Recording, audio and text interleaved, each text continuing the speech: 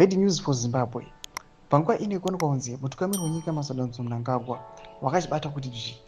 Ende kunyasi kuonekwa kunzi these supporters vemutungamiri wenyika ndavakufana ve2030 vari kuonekwa kunzi now they are now confident kuti they will succeed pamaplans avo ekuti 2030 vanenge vachipo.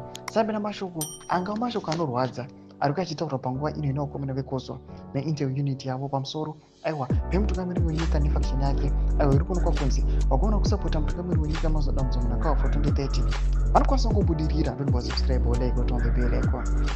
TV Namkozwa wamudanyura achiti who can challenge President Idi Mnangagwa? As it stands, no one has the guts to confront him.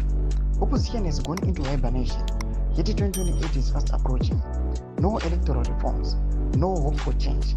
Have we all come to accept that ED is the only capable leader? Ndo mashikwa kubvunzwa pana kunzi pana pationa kuti hapana kana any voice iri kuchiudza mutungamiri wenyika kuti you must resign kana kuita sei kunzi kwana Bomushogeza.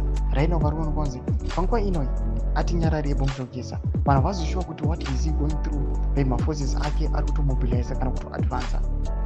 Right now vari kuchibvunzwa vachiti tese tabvumirana here, tabvuma kudefeatiwa aiwa ne-this is ZANU-PF faction here ne-ZANU-PF party iri kuonekwa kunzi iri kusapota the move to extend term yemutungamiri wenyika from 2028 to 2030.